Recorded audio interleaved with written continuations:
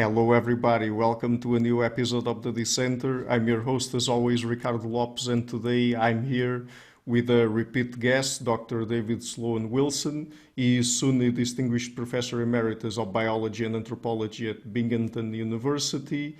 And today we're going to expand on some of the topics from our previous conversation, for which I will be leaving a link in the description box of this one.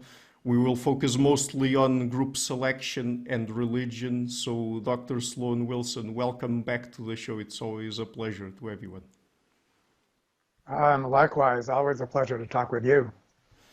Okay, great. So let's start with religion then, because last time we only touched on it for like 5 minutes or so.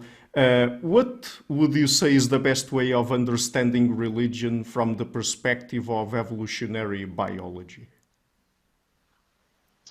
Well, religion has two very different definitions. I'm fascinated by that fact. One has to do with belief in supernatural agents, and the other is Durkheim's definition, which defines religion as basically a moral system organized around the sacred that's all about creating strong moral communities. And Durkheim's definition says nothing about supernatural agency. So there's a communitarian conception of religion that dates back to Durkheim and others. And then there's one that places an emphasis of belief on supernatural agency. And those are orthogonal to each other. And basically what my work shows, and I think this has been established, is that Durkheim was on the right track. Religion is fundamentally about the creation of communities, and then supernatural agency enters into it, of course, at least some of the time. But it is possible to imagine something which qualifies as religious, but does not necessarily invoke supernatural agents, and that would be one that would be compatible with science. Mm-hmm. So would you say that religious is mostly a social phenomenon in human societies? Well, it's always a social and personal phenomenon. A strong religion is said to be strong in two dimensions. The vertical dimension is the psychological dimension. That's the relationship between the individual and the divine. And then the horizontal is the relation among people. So it's not just social, but it is inherently social. It's both, you might say. Mm-hmm. So, but from the point of view of evolutionary biology, what would you say are the primary functions that religion serves? Well, first, Ricardo, let me back up a little bit, mm-hmm. and to say that evolutionary explanations of religion have ranged from adaptive explanations, mm-hmm. such as the one I just provided, to non-adaptive explanations. So religion could be a byproduct, for example, a moth to flame. It could be some kind of mismatch, something that was adaptive in the past but not the present. So religions don't need to be useful for anything. And other evolutionists, such as Richard Dawkins and Pascal Boyer and others, have tended to provide non-adaptive explanations for religions. And so that's where a lot of empirical work was done. These hypotheses are not mutually exclusive. Religion is a many-faceted thing. But I think the conclusion that's been reached over a period of over 20 years, since I wrote my book, Darwin's Cathedral, is that for the most part, religions are group level adaptations. Sure, you can find byproducts. You can even find examples of religious beliefs that are parasitic. They spread on the basis of their infectivity, and they're not good for either individuals or groups. Many examples of religions that are basically work for the benefit of the elites and not for the whole community. So it's that complex. Nevertheless, what evolution now provides is something which is, you could call, neo-Durkheimian, which is basically a religious system functions very impressively for the benefit of the whole community. The concept of a superorganism, which is a major metaphor that religious believers employ for themselves, is something that we can now begin to understand from an evolutionary perspective. Mm-hmm. So you fall on the camp of religion as an adaptation, correct? For the most part, again, it's a multifaceted phenomenon. It's a very fuzzy set, but yes, if you could say only one thing about religions, is that they're for the good of their groups. And just to give some of the research behind this, Ricardo, an article I wrote in 2005 actually studied a random sample of religions. I did not cherry pick examples. I created a random sample of religions, and then I studied that sample for the major evolutionary hypotheses. And the communitarian nature of that random sample was just impossible to ignore. Mm-hmm. So going back to the question I already asked a few minutes ago, from an adaptationist perspective, what would you say are the functions of religion? Well, a religion, one thing I want to do early on in our conversation, Ricardo, is to expand the view from religions to any meaning system. I think that what's happened with the study of human evolution, it's like a maturation of what's called dual inheritance theory, and I know that you're familiar with that concept. You've had many guests on that concept, but the idea is that in our species, there's two streams of inheritance, genetic and cultural. Cultural inheritance is largely encoded by symbolic systems. Every one of us is a collection of genes, our genotype, and a collection of symbols. Let's call that our symbotypes. And everyone has a symbotype, whether it's religious or not. And so I think we need to focus in many ways on meaning systems in general, symbolic meaning systems in general, and then religions as a variety of meaning systems. And when we say that religions are adaptive at the group level, what do they adapt people to do? We have to ask that question for all meaning systems. When we ask about counterfactual beliefs, why is it that religions rely so heavily on counterfactual beliefs, such as supernatural agents? We need to ask that question more generally. And when we get to talking about atheism as a stealth religion, what I'll be saying is that just because somebody disavows the gods doesn't mean that they're not departing from factual reality in other ways. So the topic should be meaning systems, religion as a variety, a subset of meaning systems. And then when you ask, what do they adapt people to do? I would first of all just remind ourselves, like if you're an evolutionary biologist studying a non-human species, as I've done earlier in my career, any organism to be adapted to its environment must be impressively flexible, contextual in its behavior. It must behave in the right way, in the right context, in many different ways. And when we look at human groups as adapted at the group level, their meaning systems, and so that also goes for religion, must prepare them for many different eventualities. Basically, it has to say, in this situation, we do this. In that situation, we do that.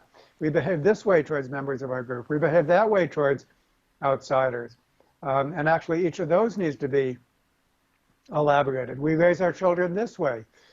We marry that way. It's a whole dense set of rules that adapts people to their environments. And that's what it means to think of our culture as an organism, as a society as an organism. It has to be that diverse and flexible in what it adapts people to do. Mm-hmm. So religion, one of the primary ways it promotes success, group success, is by promoting intra-group cooperation. Absolutely. So multi-level selection tells us that when selection operates at the group level, it promotes within-group cooperation. So first we have to look at the in-group dynamics, and then separately we have to ask, how does the group behave towards other other groups? And so a strong religion, of course, creates a strong community. So that's cooperation within groups. And then how does it behave for other groups, towards other groups? That's very contextual. That depends on the ecology of the situation. It need not be hostile, but of course it often is. Mm-hmm. And what about the individual level? What would you say are some of the main benefits that individuals get from being religious? Well, here, Ricardo, I just want to remind our audience of the basic logic of multi-level selection is to make a set of nested comparisons, fitness comparisons. So first we compare the fitness of genes within individuals, then the fitness of individuals within groups, then the fitness of groups within a multi-group population. And the reason I say that is that if you could imagine a person within a religious group who cooperates along with everyone else, well, that person benefits. And so you might say that's an individual benefit. But that benefit comes from the group level advantages. It's not a benefit that the individual gets compared to other members of its own group. So individual selection, there's a lot of confusion surrounding that term. There's actually two meanings.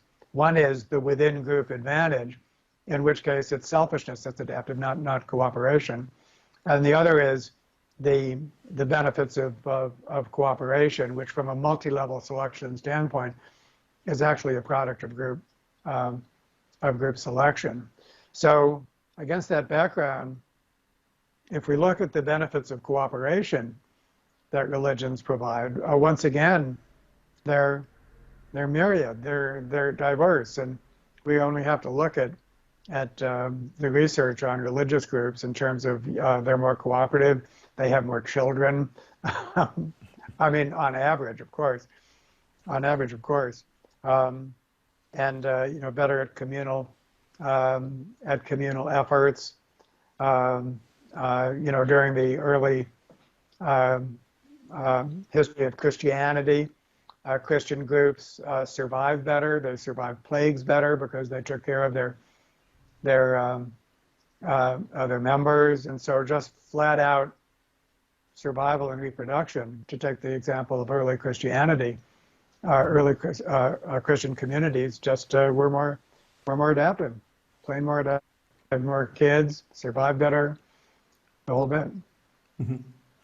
But just to understand one aspect of multi-level selection that I think is very important for people to get a good sense of, because this is a somewhat complicated approach if people are not familiar with it. I mean, since we're talking about religion through an adaptationist prism, how can we distinguish a group level adaptation from an individual level one? I mean, is that even the best way of thinking about it? I mean, distinguishing between adaptations at different levels or not? It is, and I mean, it's absolutely essential. And I have a series of blogs that I wrote actually over 10 years ago, but they're now being reprinted on my magazine, This View of Life, titled Truth and Reconciliation for Group Selection, which goes through this whole history.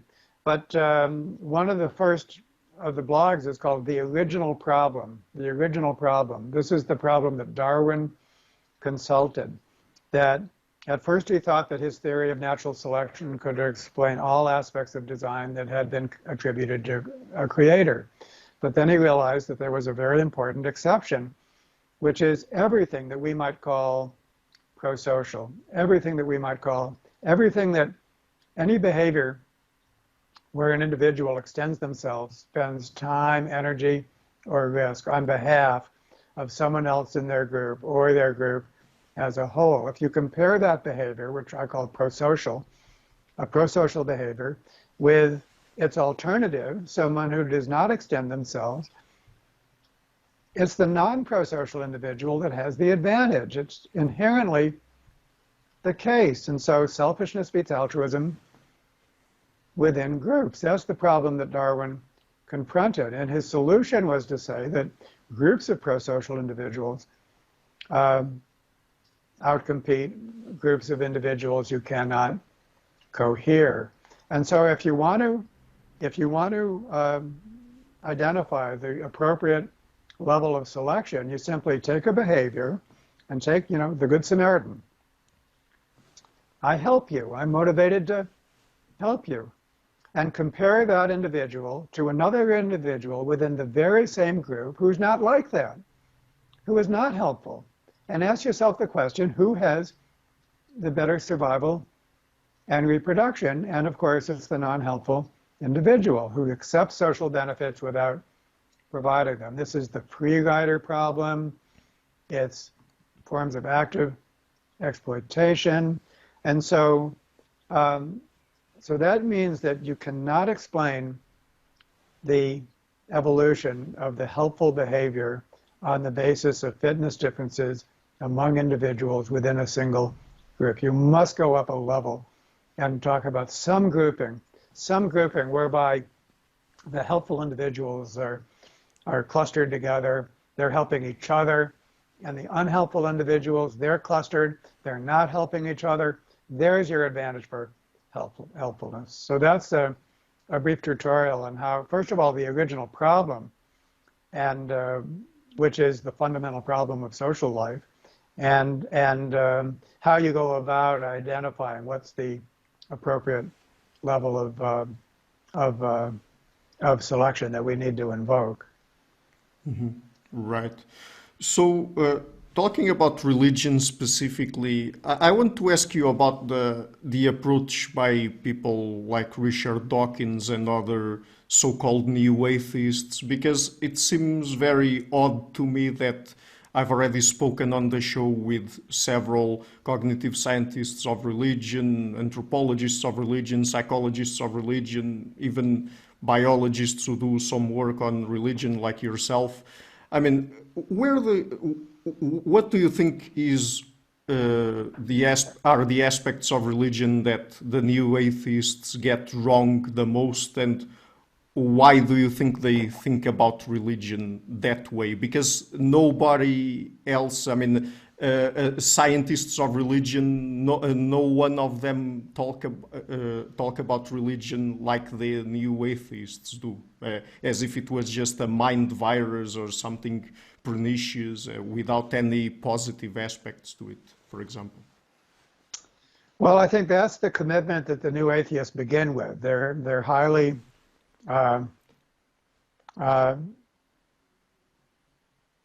against religion. They begin by thinking that religion is bad, bad, bad, and then they're furnishing an explanation for it. And this is why the scholarship is extremely poor.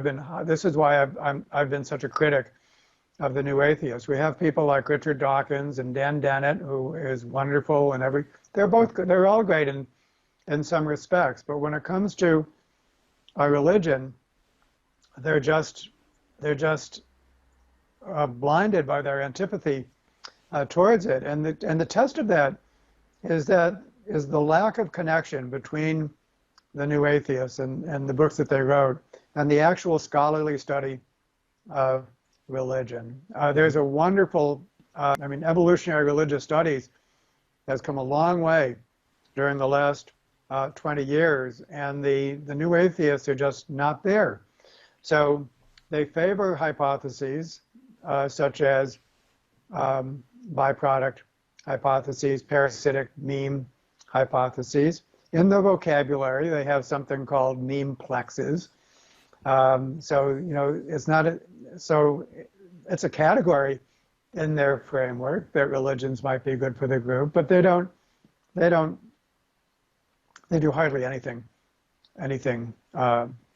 with it. And so, and when we look back on it, I think it's increasingly becoming clear how that movement was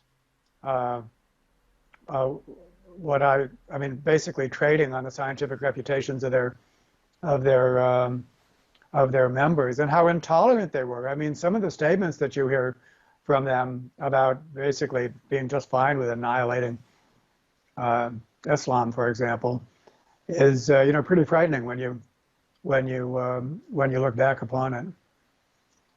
Mm-hmm. But do you think that the movement intellectually, scientifically has some value? I mean, that it makes valid criticisms of religion, or not really? Well,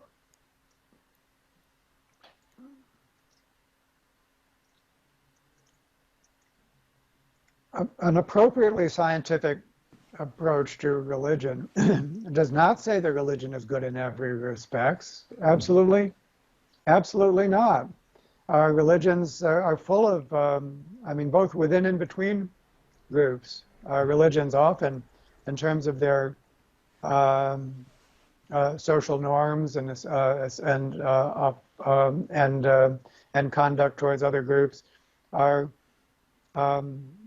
full of hostilities and so on. We really have to worry about adaptive fictions of all sorts, I think. And so, especially in the current age, we need to have meaning systems which are fully accountable by science. And so I think that's a problem with religion, but it's also a problem that that's not restricted to religion. And so one of my complaints about the new atheists is that the kind of pathologies that they point to are pathologies that exist for meaning systems in general, and by no means are restricted to religion. So, for example, a book that I often cite in this regard is called The Invention of Tradition by two historians named Eric Hobsbawm and Terence Ranger. And what the book shows is that how a culture imagines its past is at least as consequential for action as how it imagines its God. And so cultures invent their pasts and attribute much more antiquity to their traditions than actually exists. And any competent historian, as they do in this book, for culture after culture, shows that the imagined past of culture, they're made up. They're just made up, like they're gods. And so if we're going to criticize religion for beliefs in supernatural agencies, we have to criticize all of our meaning systems and then we have to ask the deep question: why is it that adaptive fictions are so prevalent in our meaning systems? That's a deep question. Why is it that we don't just see the world? We're not just natural scientists. We don't see the world the way it really is. And so that's, for me, the deep question that we should be asking as scientists. And we should be working towards meaning systems that are fully compatible with science. That's why I'm an atheist. And if by that we mean I don't want to believe in any counterfactual beliefs of any kind. I want a meaning system that's strong in the vertical dimension, that's inspiring, gets me out of bed in the morning, that causes me to do the right thing, and is fully compatible with science. So that makes me an atheist, and it makes me basically in league with the new atheists, but they have to avoid their own adaptive fictions, basically, and their own view of religion, I think, is not supported by the science. Mm-hmm. So tell us about your concept or idea of atheism as a stealth religion. What do you mean by that? Well, I basically, I think we can continue. I've already started on that and that conversation. And to continue it, let's say a little bit more about why it is that our meaning systems so often include beliefs that are counterfactual. And I like to begin with our genetically evolved perceptual systems. So if you look at our five senses, sight, sound, hearing, so on and so forth, smell, taste, touch, we find that none of them perceive the outside world the way it really is. We see only a narrow slice of the light spectrum. We see it as discrete colors, not as a continuum of wavelengths. And so we have to distort the world in order to survive and reproduce in it. If we saw the world the way it really was, then we'd be overwhelmed by all of that information. And if that's true for our genetically evolved perceptual system, it's also true for our culturally evolved.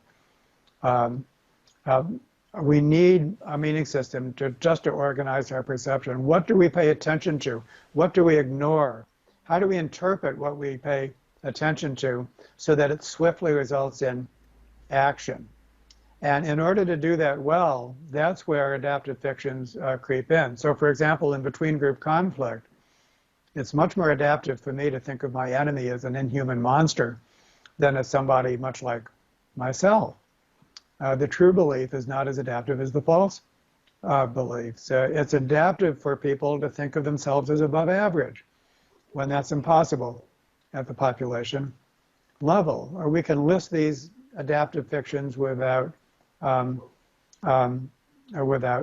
And so I think that if we ask the question about what's the nature of adaptive fictions in general, and then if we look at any meaning system, we can say that a meaning system is a religion, at least in the context of this conversation, whenever it indulges in adaptive fictions. Humanists often want to say that it's the religious believers that are indulging in this, not us.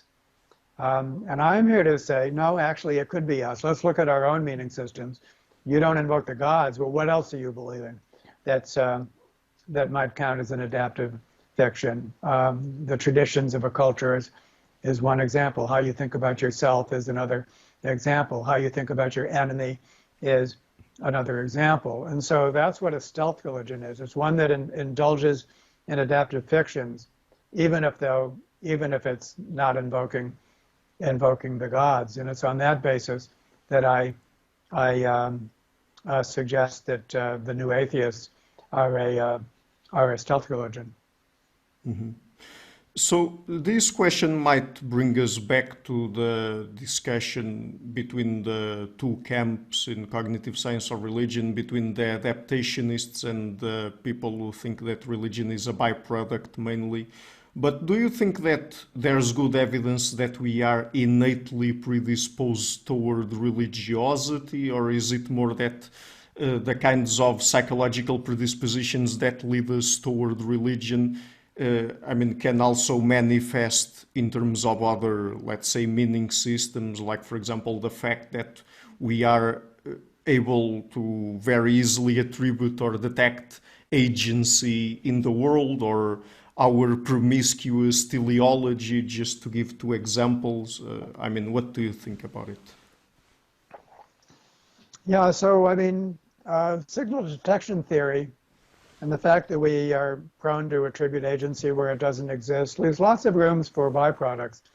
I've already said that religion is multifaceted, and so there's no single answer to these questions. So we have to take this, I think, piece by piece. And I feel the most important piece is that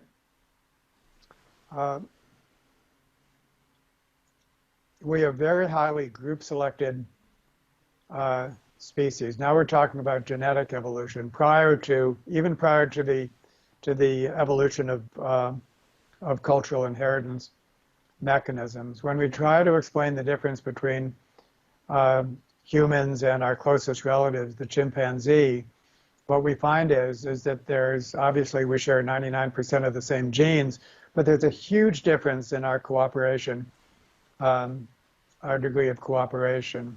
Naked aggression is over 100 times more common in a chimpanzee community than in a human community. Even the cooperation that exists, it tends to be alliances that compete against other alliances. The main context for community-wide cooperation in a chimp community is competition with other chimp communities.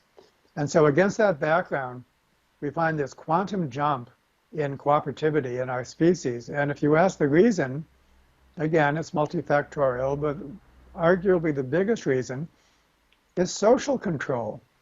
Is social control. In a chimp community, the alpha males and the alpha females, basically the ones with power, they succeed in intimidating the other members of the community. We would call that despotic. So we would say that chimp communities are despotic in human terms. But in a hunter-gatherer society, if somebody tries to be a bully, they're quickly dominated by everybody else. And Christopher Boehm calls this reverse dominance. Richard Wrangham has taken up that theme in his book, The Goodness Paradigm. And so it is thanks to social control that humans cooperate as much as they do. And cooperation comes in myriad forms, including culture, the ability to transmit learned cultures across generations, and symbolic thought are inherently communal cooperative activities. You cannot have a cultural inheritance mechanism without a degree of trust and cooperation among the members of the group that are communicating with each other, transmitting that information from parents to offspring, and so on. And so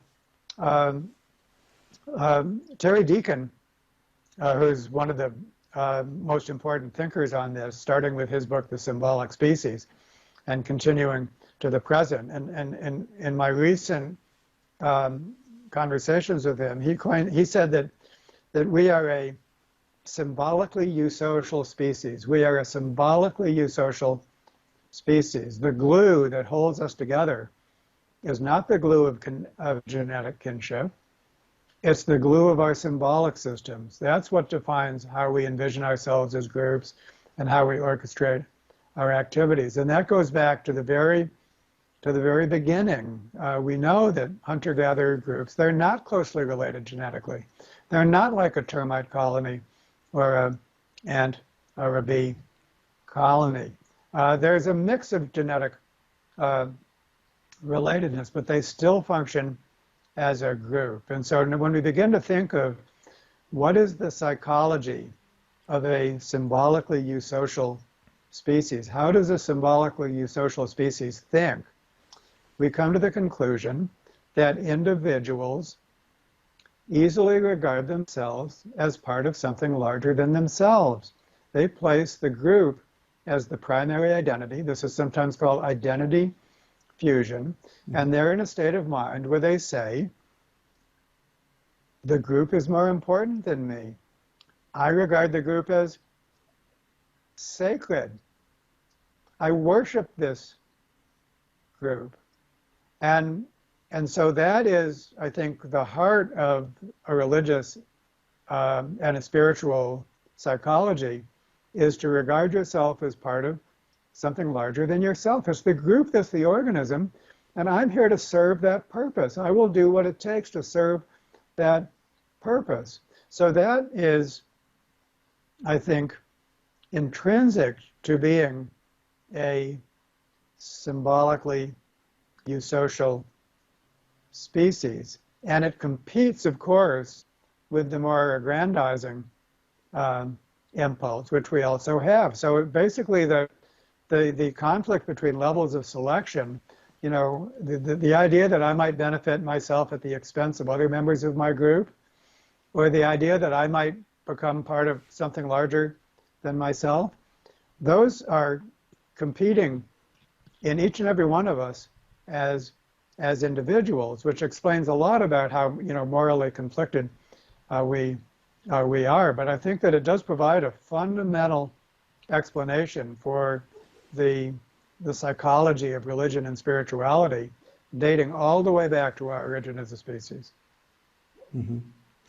So let's now move on to group selection. This is a very contentious topic in evolutionary biology. I mean, I've had an entire conversation with, for example, Samir Okasha about the topic, and I know there are very different approaches to thinking about group selection and how it works, and many people do not agree it even exists, at least at the genetic level. Some people agree it exists at the cultural level. So how would you define it, and how would you explain how it works?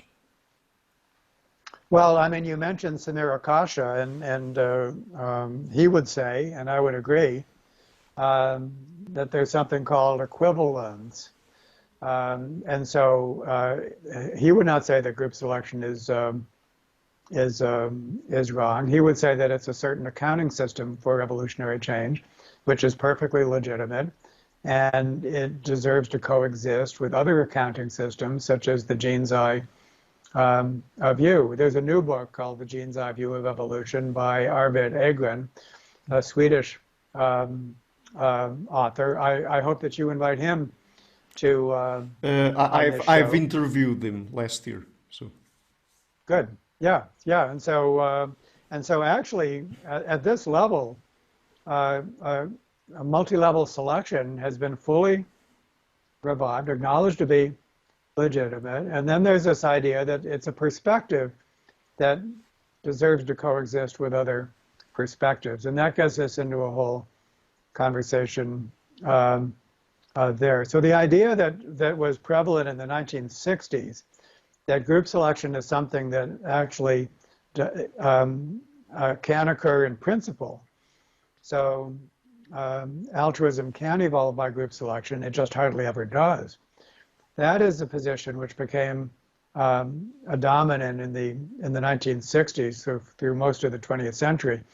And now I would like to think has been rejected by people like Samir Okasha and Arvid Egren. They wouldn't say that, and so I don't think it's the case. Although these things have long roots, and there's that saying, "Science progresses funeral by funeral," which is true for some people. But I really think that's like a residue at this point, and that especially in the case of cultural evolution, then it's hard to find someone who is not comfortable with the idea that we are a highly group-selected species culturally. Not so much of a consensus on genetic group selection, and so you do find just esteemed colleagues like Joe Henrich, who say that kind of the received wisdom is true for genetic evolution, and it's only cultural evolution that's highly group selected. But there's no basis for that. Just to pick one example, microbiomes. Microbiomes are so interesting that it used to seem so simple that individual level selection was because individuals are genetically so uniform except for their mutations, and so individual selection seems so straightforward. But now every individual is a planet inhabited by trillions of microbes, and those microbiomes are evolving and co-evolving with our genes and have been ever since the evolution of multicellularity. So even with individual level selection, we now have individual / ecosystem level selection to contend with. And so multi-level selection is a accounting method that applies to genetic evolution in addition to cultural evolution. And when you do that partitioning, the price equation will be familiar to some of your listeners. When you do that careful nested series of comparisons for whatever behavior you're considering, just ask those questions. Genes compared to other genes within the same individual, individuals compared to other individuals within groups. It's not hard. Groups compared to other groups. You will locate the level of selection, and many, many traits in nature have evolved by between group selection. Then there's the concept of major evolutionary transitions, which is biological, of course. And when we look at transitions of individuality from prokaryotes to eukaryotes, single cell, multi-cell, eusocial animal colonies, human genetic evolution, these are all examples of multi-level selection. Mm-hmm. So, but as an explanatory framework, how do you distinguish when something that is part of our behavioral phenotype, let's say, has been the result of, for example, kin selection versus group selection? Because I remember reading the late Edward O. Wilson's book, The Social Conquest of Earth, and there he spent some time talking about, for example, the evolution of altruism, and he goes through some mathematical modeling to show that group selection explains the evolution of altruism better than kin selection. I mean, I think the book was published around the time where Edward O. Wilson really turned into group selection, because for some of his life he fell more on the side of kin selection, I think. But I mean, how do you go about it? How do you go about really trying to show that group selection works as a better explanatory framework for some behavioral and psychological traits than kin selection? Well, to begin, Ricardo, that is the either-or part of that becomes problematic, and that's been replaced by the concept of equivalence. So when Hamilton proposed kin selection theory, he called it inclusive fitness theory. The term kin selection was coined by John Maynard Smith. At that time, it seemed that inclusive fitness or kin selection was an alternative to group selection. So something could evolve by one, but not the other. And then what transpired is, no, actually, these were merely different perspectives. Hamilton himself came to that conclusion in 1975, and when he encountered the price equation.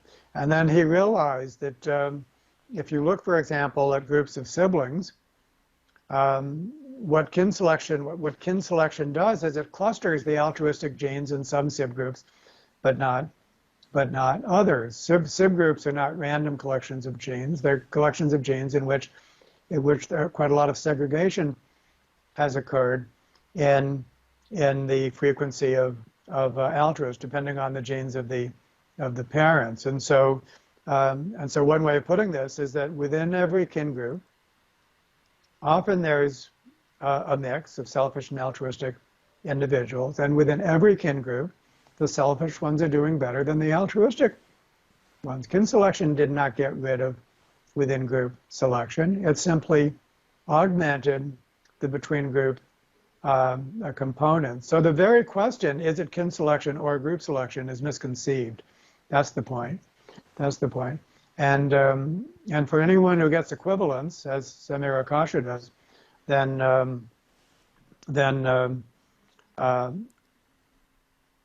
that point doesn't need to be made. Now you do have, and I'm getting into the weeds here, but I think it's important to do so, Jonathan Birch, who's a student of Samir Akasha's, and has written on a kind of a somatic framework in which he does distinguish kin groups from other kinds of groups. And so now the question, is it kin selection or group selection, does have meaning within his framework. But there's a translation from that to the way I would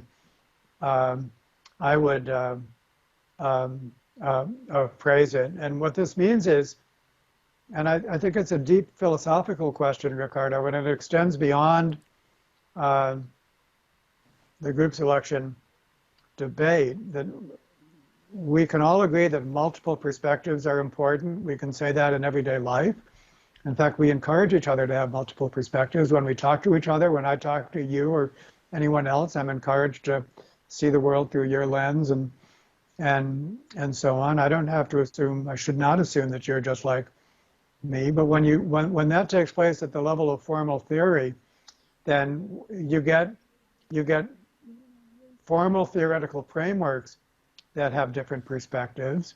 And you need to be able to translate between them in order to know whether you're saying the same thing in different words or in different ways, or whether you're actually making different causal claims. So one can be right and the other can be wrong. Science is still based upon testing hypotheses that invoke different causal explanations. It is possible for something to be just plain wrong.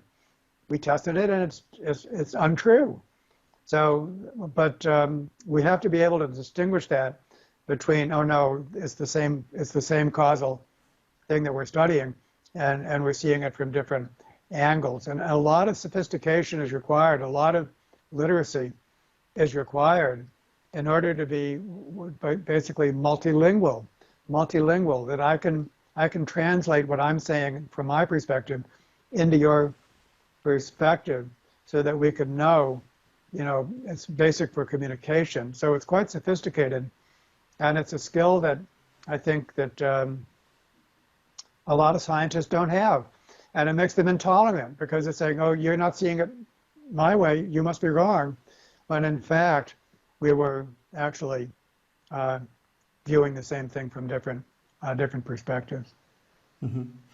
So since there's these, perhaps I will call it issue, perhaps we could use another word, that there are many more people within evolutionary biology that are willing to accept that cultural group selection is a thing, but not so much genetic group selection. I mean, why do you think that's the case? Is it just because of some historical accidents, or is it that cultural group selection is easier to understand than genetic group selection and how they work?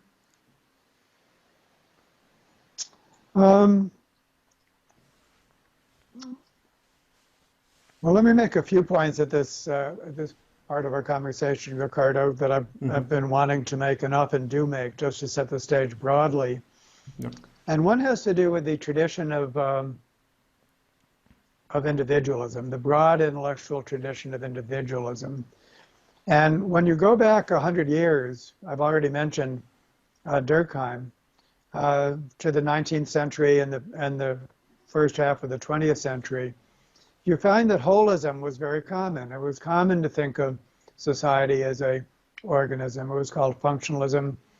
In fact, most people thought that way. But then individualism, which also has roots that goes back to the Enlightenment, but the idea that the individual organism or the individual person is some kind of fundamental unit, and that everything social needs to be reduced to the actions and the motives of individuals. This is something which became truly dominant around the middle of the 20th century and manifested across the board. And so in economics, it became neoclassical economics, Homo economicus. In the social sciences, it became known as methodological individualism. And it's at that time that evolution also became highly individualistic with the theory of individual selection and then ultimately selfish gene theory. So we need to look at what took place in evolution against the background of something that was much broader, that interpreted everything as a form of individual self-interest. And I attribute this in part to the advent of mathematical modeling. It's easy to appreciate complexity in words, but when it comes time to model, then of course the strength of modeling is that it's very precise, but the weakness of modeling is all the simplifying assumptions that you have to make. And so the idea that individuals are utility maximizing in economics, or that individuals are fitness maximizing in evolution. It enables you to do optimization models for example, but it finds it difficult to understand complex systems. So I attribute a lot of the power of individualism to this phase in which mathematical models became prevalent, as well they should, but computer simulation modeling had not yet arrived because widespread computing was not available. And so it wasn't until the last quarter of the 20th century that it was possible to do such things as agent-based models and really have a analytical framework for understanding complexity. The Santa Fe Institute, which of course is known for this, it was founded in 1984. Just think about that.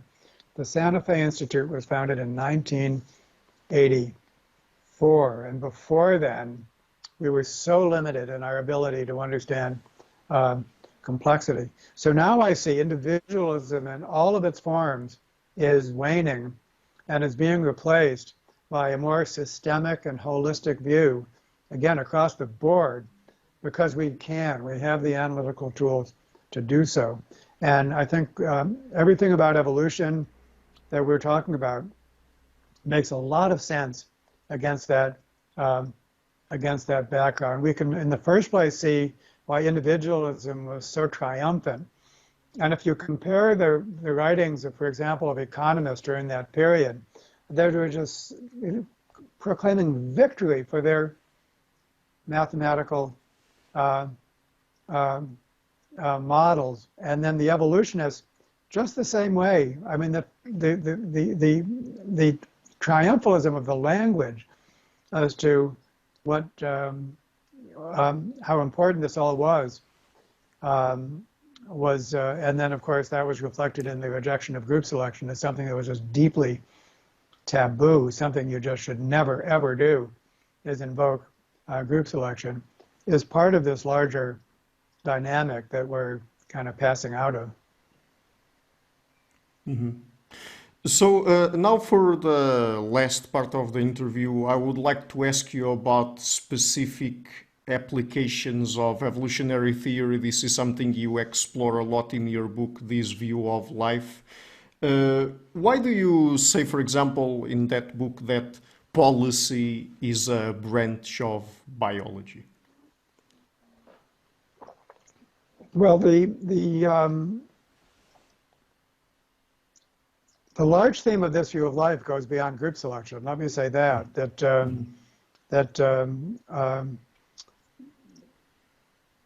Darwin's theory of evolution has proven its explanatory scope in biology, but only now is in the process of doing that for all things human.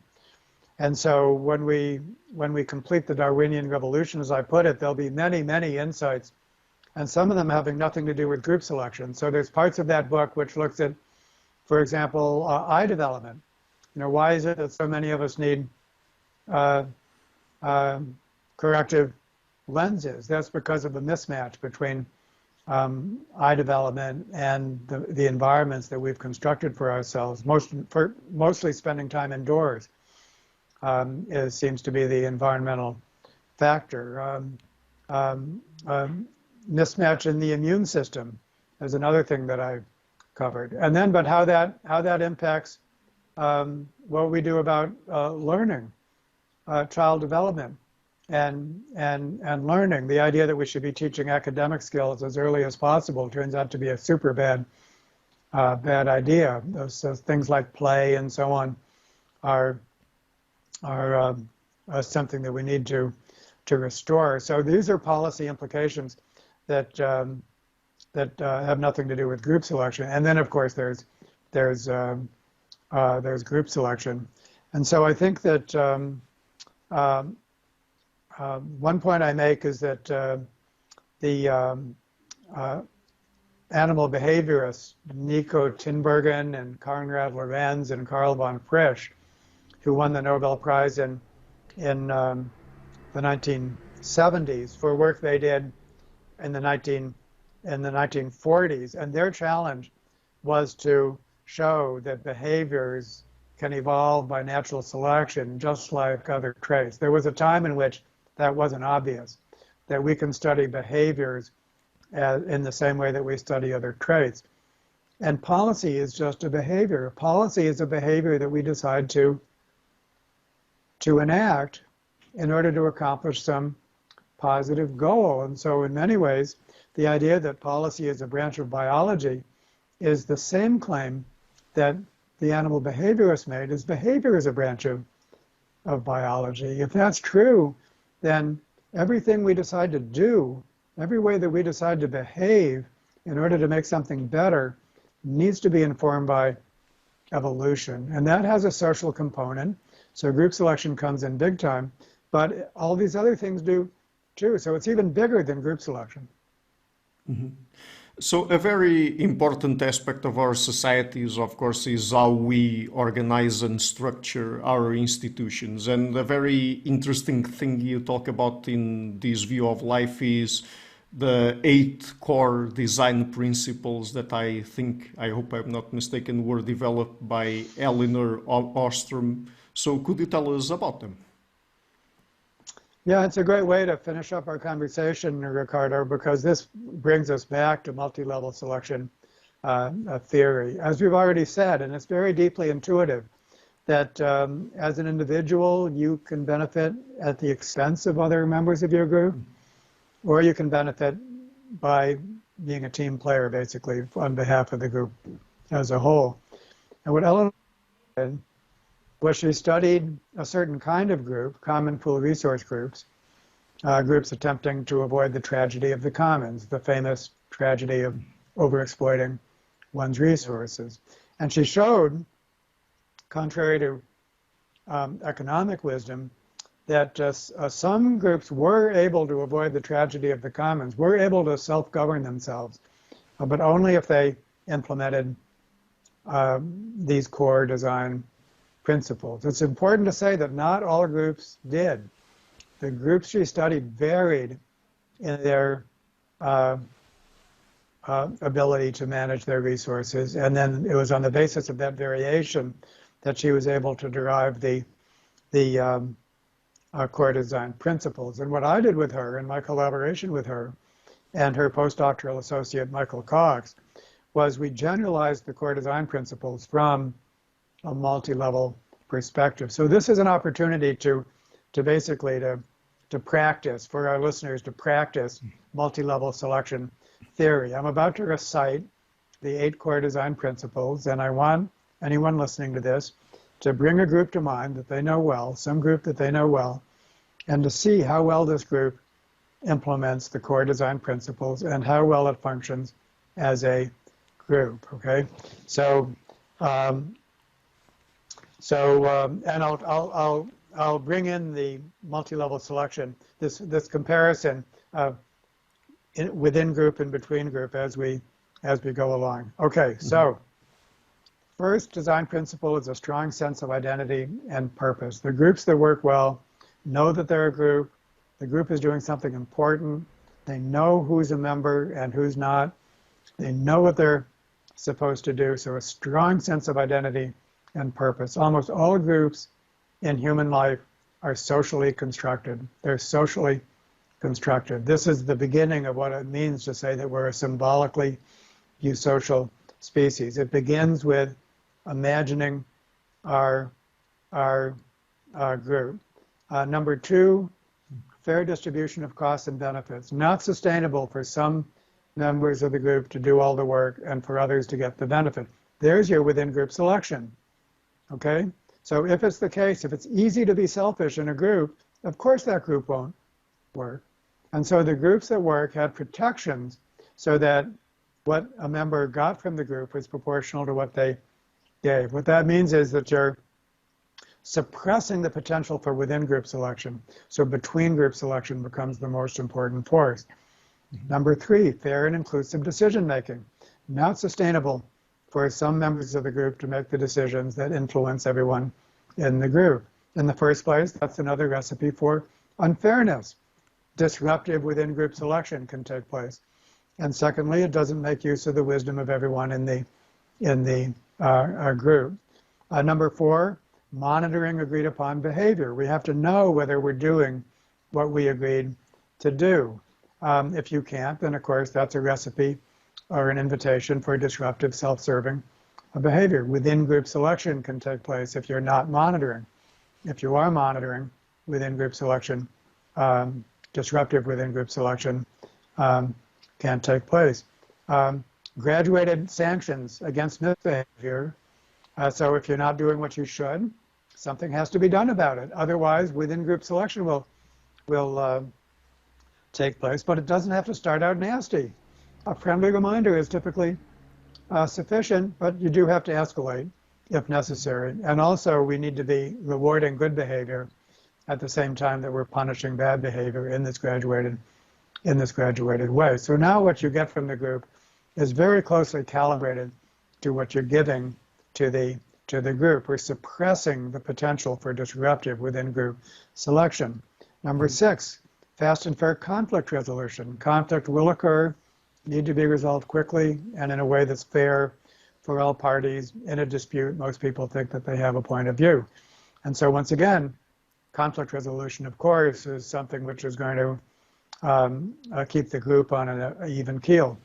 Number 7, authority to self-govern. A group has to have the elbow room, basically, to manage their own affairs. If they're being told what to do from outside the group, then they just can't manage their own affairs. And just think of all the business contexts in which this doesn't happen, in which groups basically, members are told what to do, they can't do it their way, and that's, so a huge dysfunction comes in there. And now notice that we're graduating from within group dynamics to between group dynamics. With the seventh core design principle, we're bringing in an element of this group exists in some larger multi-group environment. And the 8th core design principle is appropriate relations with other groups that embody the same core design principles. So what this is saying is that the core design principles are scale independent. They're needed to govern relations among groups, no less than relations among individuals within groups. And I hope that your listeners can see how much those core design principles are just shot through with multi-level selection. Multi-level selection is like the natural framework.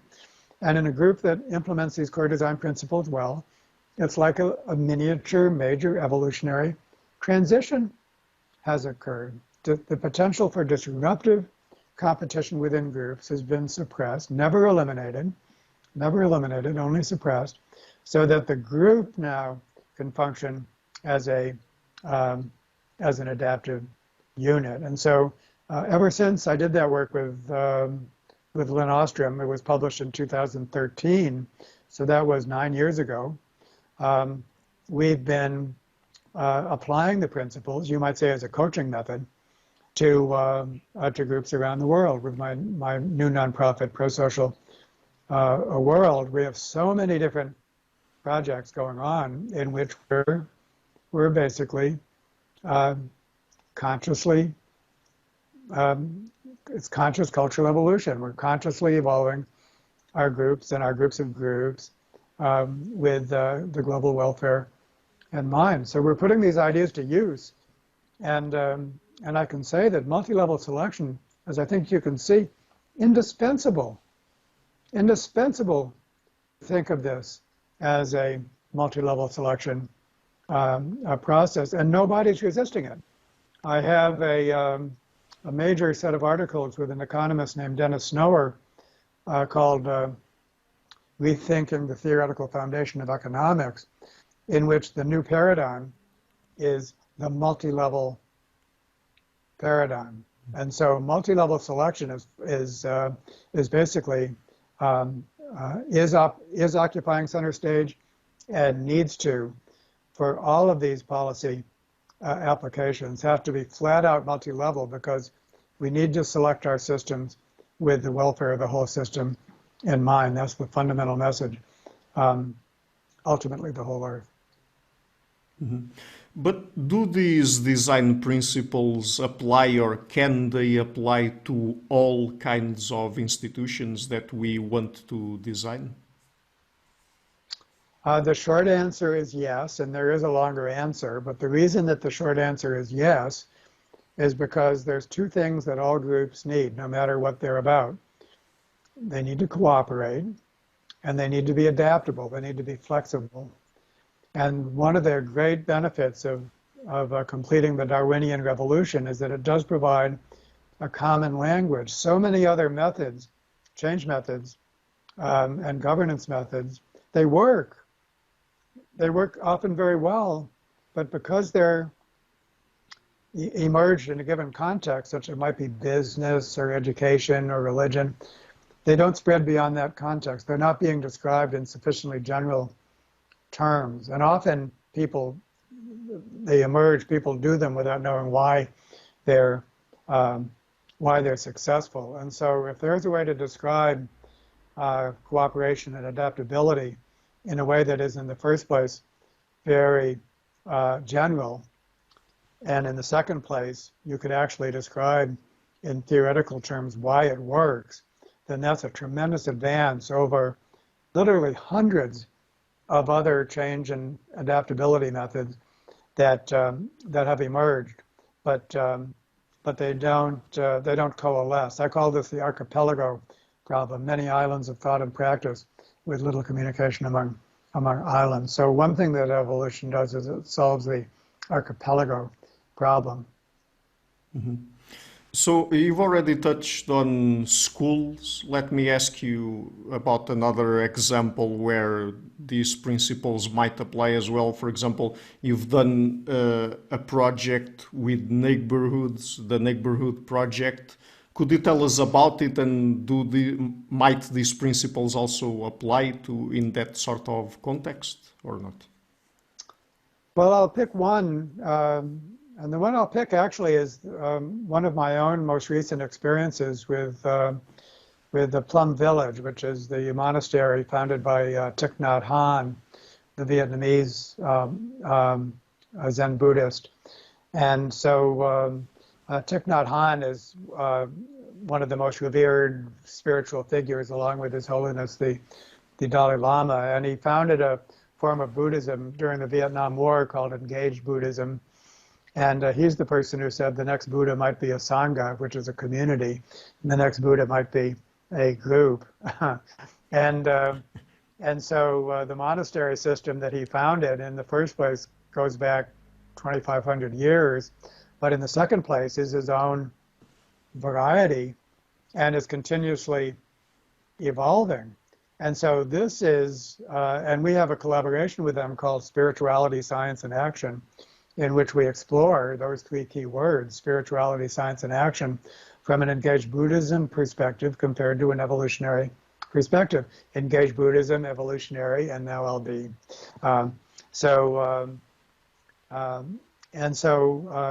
Just a couple of weeks ago, I spent a week in Plum Village, and with my preparation, I was able to actually witness a community that is truly a cultural superorganism. You know, we speak about this in academic terms, but this is truly a cultural superorganism who uses that language. Thich Nhat Hanh said, Plum Village is not an organization, it's an organism. It's an organism. And so one thing this does, which I think Ricardo brings us back full circle, is that groups, I think, can have, and maybe even need to have, a spiritual dimension.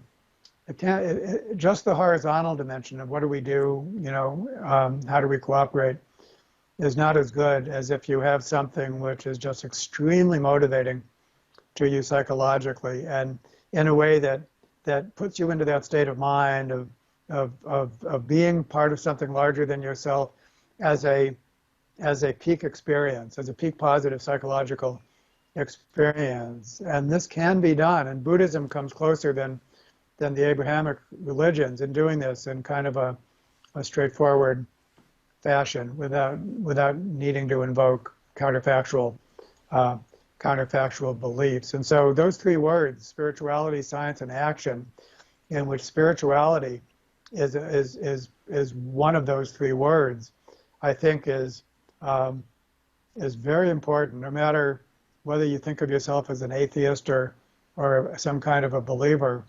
I think that there's a form, something that deserves to be called spirituality, which we don't have to apologize for, and then it goes together very strongly with science and action. So fusing those three words, I think, is I think the way that we should be going. Mm-hmm. So just one last question, and taking into account the sort of topics you explore in this view of life and specifically the 8 core design principles, would you say that with this knowledge coming from evolutionary biology and other disciplines, other behavioral disciplines, let's say, that we will be able in the future to plan societies, perhaps if you want to use another word, engineer societies, of course not with the negative connotation, it's just for us to be able to create or develop better societies, let's say, because I was wondering if that would be really possible, because since we have an evolved psychology and by being exposed to different ecological conditions and factors, we tend to respond in particular ways, and then we also have cultural factors, of course. I mean, is it really possible for us to plan societies, I mean, with the degree of control we would have to have over all of those variables? So the answer is yes and no, I suppose. I do think that this new way of thinking is going to be transformative and is already proving itself that way.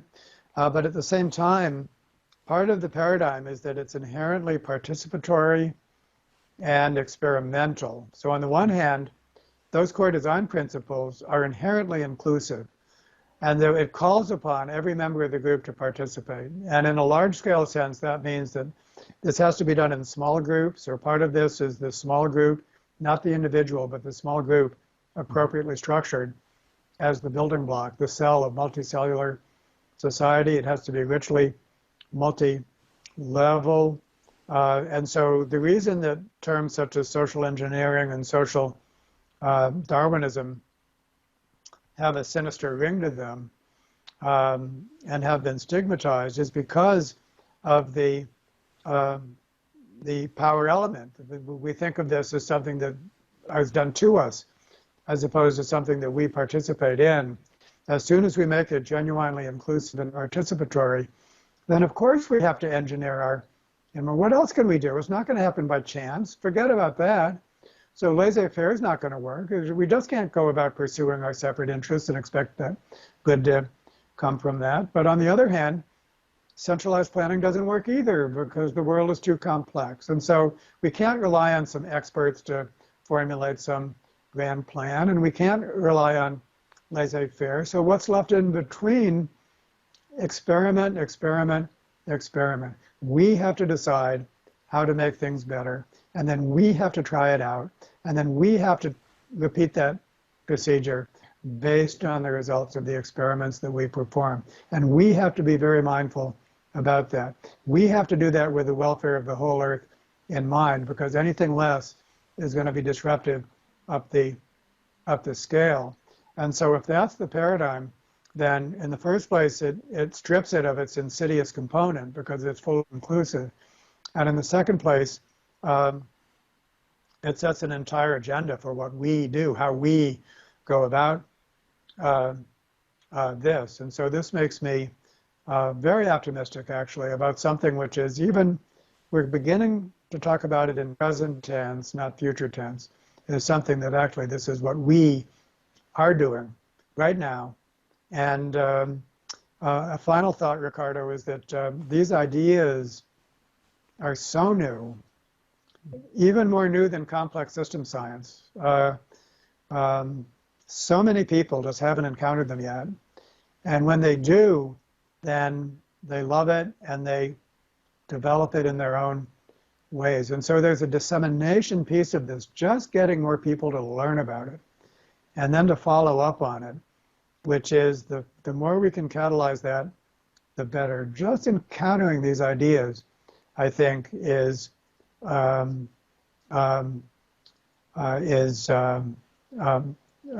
of what needs to be done. And so that makes, of course, what you're doing so very important. I think you should feel proud that you're a conduit, basically, for this way of thinking. And so I just wanted to thank you for the role that you're playing in it. No, and I thank you very much for the kind words and for your time always. So I will be leaving links to your work in the description box of the interview, also to your books, the ones we've touched on the most today, Darwin's Cathedral and This View of Life. Are you by any chance working on any new book at the moment? Or? So there's an archive of my work online, davidsloanwilson.world, where you can access just about everything I've ever done. And that includes a short memoir that I wrote. That memoir began as the About section of the website, and I quickly realized it was either going to become the world's longest About section or a short memoir, and which explains my own odyssey. And I'm not working on a book on the moment because I think that the best use of my time is these applications and also communicating online. Books have their place, but there's so many other ways to accomplish cultural change. And so my energies are devoted to some of these other ways, not a book at the moment. Great. So, Dr. Sloan Wilson, I want to thank you very much for your work. I really appreciate it and admire it. And again, thank you so much for your time and for coming again on the show. And I would be very delighted to have you on again somewhere in the future.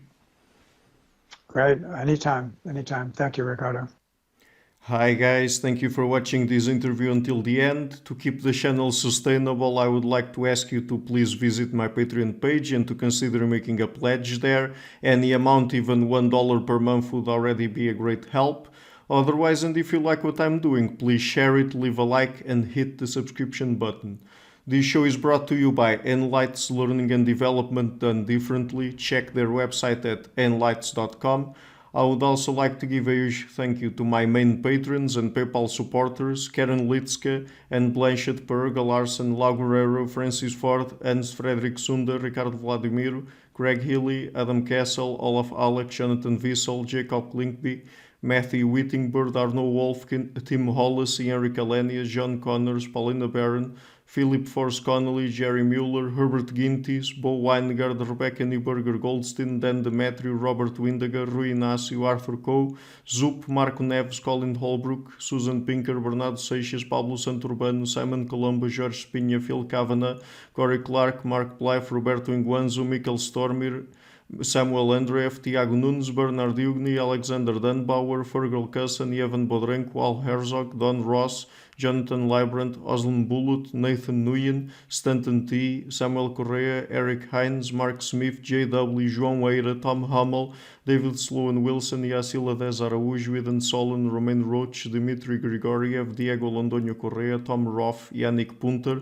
Adana Rusmani, Charlotte Bliss, Nicole Barbaro, Adam Hunt, Pavel Ostazewski, Nelek Bach, Catherine and Patrick Tobin, Al Ortiz, Guy Madison, Gary G. Hellman, João Linhares, Lida Cosmides, Saima Afzal, Adrian Yegi, Nick Golden, Paulo Tolentino, João Barbosa, Jules Price, Edward Hall, Edin Bronner, Franca Bortolotti, Gabriel Pons Cortez, Ursula Litske, Denise Cook, Scott, Zachary Fish, Tim Duffy, and Max Belby. My producers Izar Webb, Jim Frank, Lucas Staffiniak, Ian Gilligan, Luís Caetano, Tom Vanagdam, Curtis Dixon, João Linhares, Benedict Mueller, Vega Guidi, Sardas Francis, Thomas Trumbull, and Nuno Welder, and my executive producers Michel Rugieski, Rosie, James Pratt, Matthew Lavender, Sergio Codriano, and Bogdan Kanivets. Thank you for all.